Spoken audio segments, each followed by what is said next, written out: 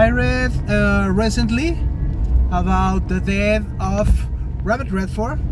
Robert Redford was a very famous actor from the, I guess, 80s mainly. I remember a couple of movies starred by him. I must confess that I'm not the biggest Robert Redford fan, and I don't know much about his career in the world of cinema, but I can say a couple of things about him. I know he was a very smart guy, and he performed in blockbusters, but he also performed in some of the early independent cinema, experimental cinema in the early 80s.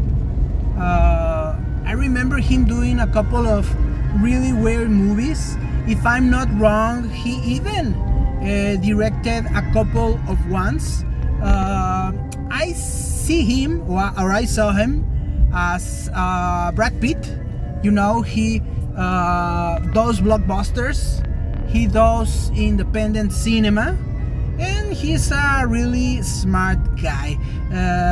Some people said that they saw Robert Redford as the man to star a movie, a failed movie about Captain America in the early 80s.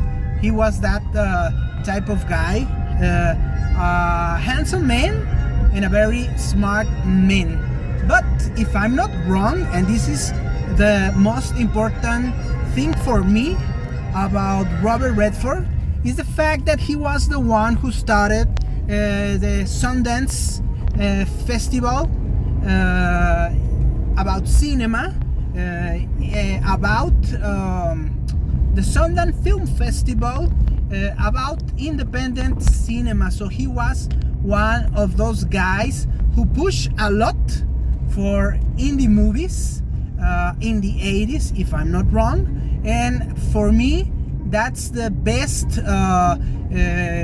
thing Redford did for the movies, for cinema, for the film industry.